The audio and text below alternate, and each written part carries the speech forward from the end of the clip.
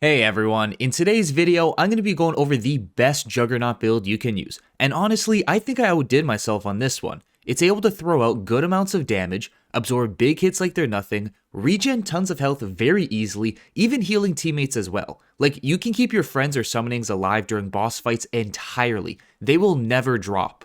Additionally, it can break a boss's guard with 2 to 3 hits easily, and the last big thing about this build is this might be the first time you'll be able to trade hits with bosses and actually come out with more health after. I genuinely wish I had this set up during my first or second playthrough of Elden Ring. It's that much fun and effective. Anyways, before I get into the build, I want to thank the sponsors of today's video, dammods.com. They'll get tons of runes for you, just allowing you to max out your character extremely quickly without having to put in vigorous amounts of hours getting them yourself, because we all know how tedious that can be. They work on all platforms, PlayStation, Xbox, and PC. They're also trusted by thousands of users on Trustpilot with a 5-star rating and over 6 years of experience. Links will be in the description down below. Again, thank you DamMods for sponsoring the video.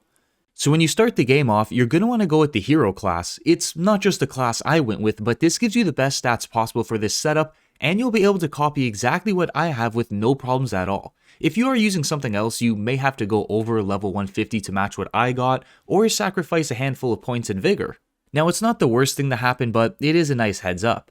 When you start to put points into this, you'll want to have 57 vigor, 51 endurance, 60 strength, and 25 faith. So the reason we have so much health is because there's an Ash of War we use called Prayerful Strike, restoring 30% of our max HP on hit. This effect also applies to teammates and summonings close by, which is how we can keep them alive during boss fights easily, especially if you combine this setup with the Mimic tier. Whenever it uses the Ash of War, it'll restore your health as well, and vice versa, as said before. It becomes broken, making both of you pretty much unkillable with the amount of healing going on.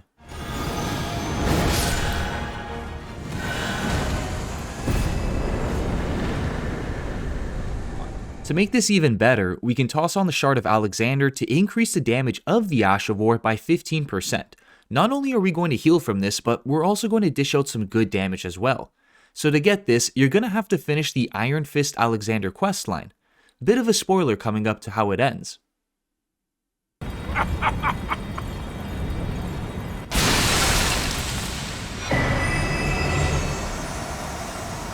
Beforehand, you can actually grab the Prayerful Strike Ash of War in Leyndell Royal Capital. You'll have to reach this small lake and kill an invisible teardrop scarab to be rewarded it. You'll still be able to see its footsteps in the water, so it's not difficult at all.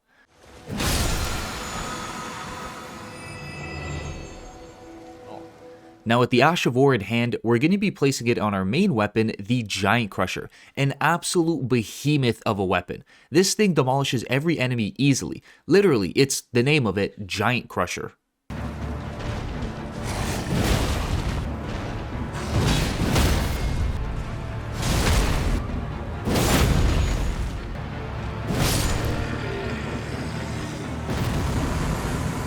This is the reason why we need 60 strength just to wield this thing properly. However, it's not a bad thing though, because when we use the heavy affinity on it, it gives it an S scaling in strength, the best scaling ratio in the game. And with us already having 60 strength to use it, its damage is also going to be really high as well. I mean, you can take it all the way and get 80 strength or even 99 for the most attack power possible, but if you do go past 60, you'll have a much higher total level than 150. It's nice, because this actually gives you the option to go for more damage if you don't really care about total level in the end. And something that really helps out with this is the Erdtree's Favor Plus 2 Talisman, increasing our max health by 4%, stamina by 9.6%, and max equip load by 8%. You already know the benefit for having a lot of health, but we also need a high equip load so we can still fast roll. And since we're using the heaviest weapon in the game, this talisman definitely gets its use in this setup, saving us some levels in endurance. So to get the talisman, you'll have to be very close to the end of the game where it can be found in Leyndell Ashen Capital, being guarded by 3 lesser usurated tree spirits. And yes, I know, it's really late into the game, so until then you can use the +1 variation that does the same thing except a bit less. And this can be picked up in a chest that's behind Mog the Omen in the subterranean shunning grounds. Fighting him is optional, so you can just take it and run away, even though it's not going to be a difficult fight at all.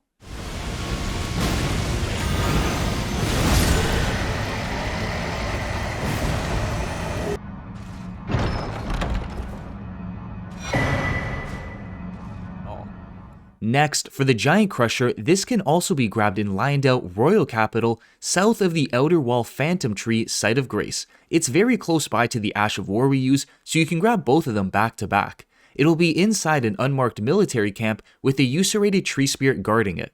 Like before, you don't have to fight this boss. You can just open the chest, take it, and run away.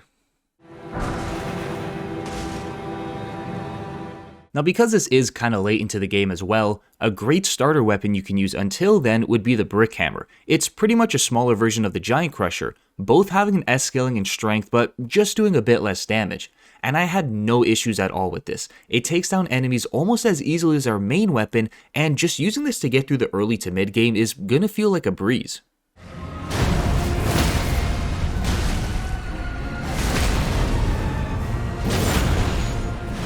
So to grab this, you'll have to reach Stormvale Castle, which is at the start of the game, so you can grab this right away.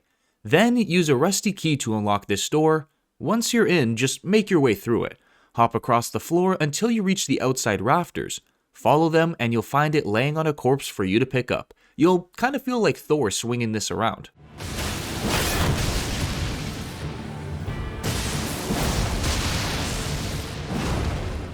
On top of this, the Iron Whetblade is close by as well. It's what gives you the option to place the heavy affinity on weapons, which is exactly what we need.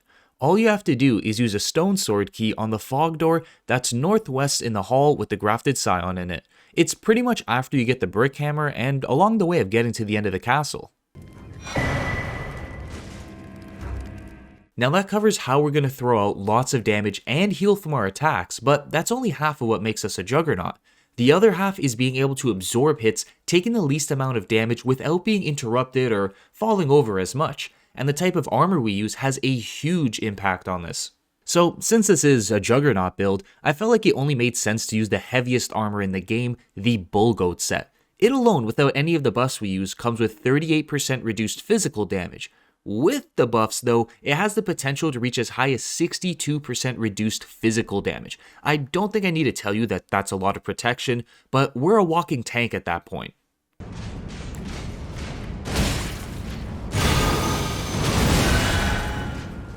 In addition, with the full set, it has 100 poise, meaning less hits are going to be able to interrupt us when we're swinging our hammer. So you're not going to be pushed around as easily, moving through most enemy attacks like they're nothing.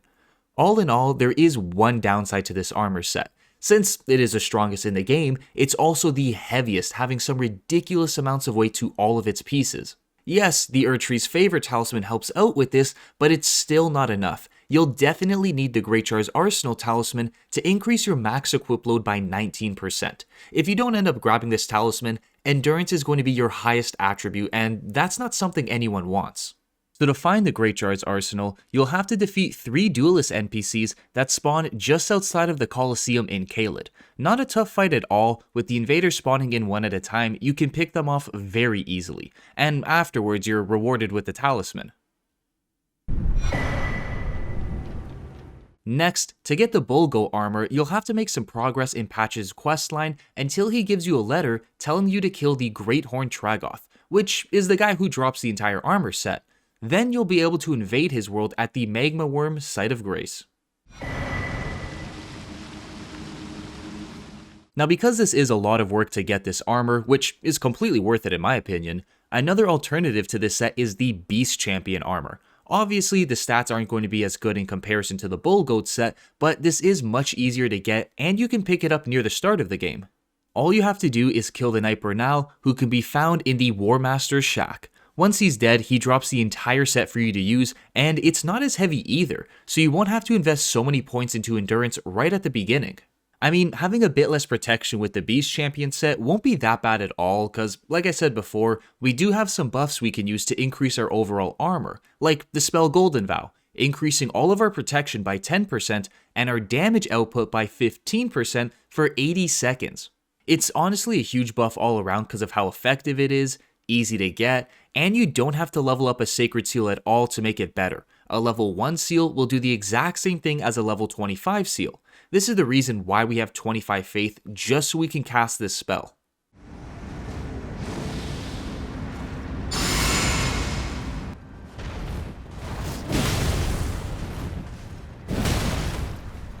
Now, when it comes to the Sacred Seal to cast this, it doesn't matter. I just went with the Finger Seal cause it's the easiest and quickest one you can get. All you have to do is buy it from the vendor at the round table for 800 runes. Very cheap as well. And just a reminder, there's no point in leveling this up. It's not going to increase the effectiveness of Golden Vow, and you'll just end up wasting upgrading materials for nothing.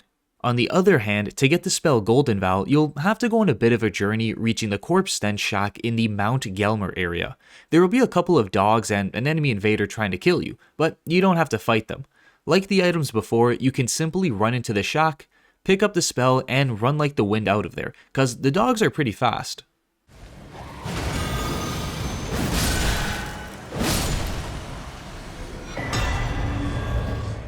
Then the second way we can buff our character is with the Flask of Wondrous Physick. At the start of the video, I mentioned that we can break a boss's guard with just 2 to 3 hits, and part of this is from using the Stone Barb Crack tier, increasing all of our stance damage by 30%.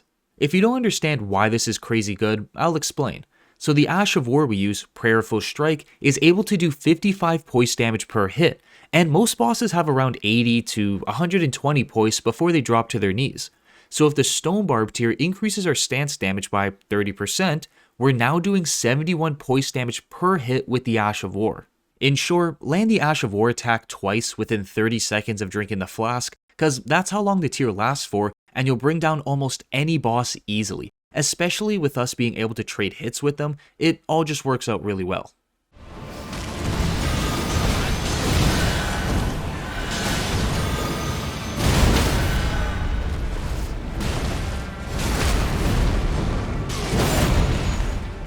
However, with the second tier, there isn't anything as effective, so you can easily grab either the Strength Crystal Knot to increase your strength by 10 levels, giving you more damage, or the Opaline Hard tier to increase your armor by 15%, with both of these lasting for 3 minutes. So either more damage or more protection. There's no wrong choice here, just personal preference is all. Anyways, you can get both the Stone Barb and the Opaline Hard tier by defeating the Putrid Avatar boss found at the Minor Erd tree in Dragon Barrow. How great is that? A nice little 2-for-1 special.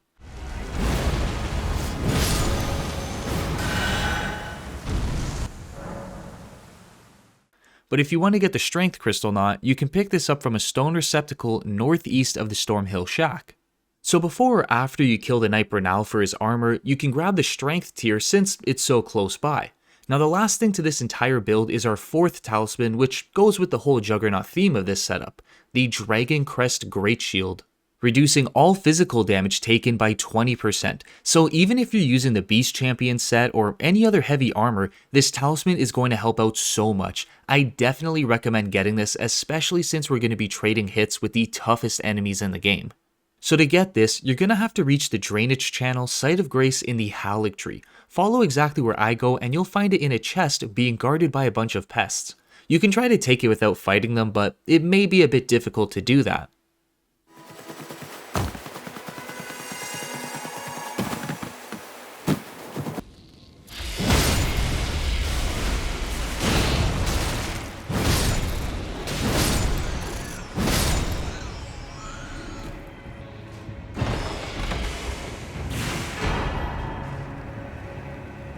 Well, that covers everything for today's build. Before I end the video off, I do want to give a big thanks to the members of my channel for supporting me on my videos and the future ones to come.